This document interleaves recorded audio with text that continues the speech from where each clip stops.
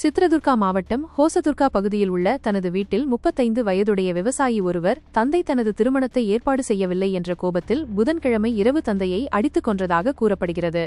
இரு திருமணங்கள் செய்திருந்த தந்தை சன்னனிங்கப்பாவை கொலை செய்ததாக அவரது மகன் நிங்கராஜா மீது வழக்கு பதிவு செய்யப்பட்டு கைது செய்யப்பட்டுள்ளார். இது தொடர்பாக அவரது மூத்த சகோதரர் மாருதி அளித்த புகாரின் பேரில் போலீசார் நடவடிக்கை எடுத்துள்ளனர். ஹோசதுர்கா நகரில் தனியார் நிறுவனத்தில் பணிபுரியும் மாருதி தனது தந்தை உறங்கிக் கொண்டிருந்தபோது உனக்கு 2 மனைவிகள் இருக்கின்றன, எனக்கு ஒருவரும் இல்லை என்று கூறியபடி நிங்கராஜா தந்தையின் தலையில் தாக்கியதாக புகாரில் தெரிவித்துள்ளார். புகாரில் மேலும் நிங்கராஜாவின் சோம்பேறித்தனமான அணுகுமுறையால் தந்தை அடிக்கடி கோபமடைந்து விவசாய பணிகளில் சுறுசுறுப்பாக ஈடுபடுமாறு அவரை எச்சரித்து வந்ததாக மாருதி கூறியுள்ளார்.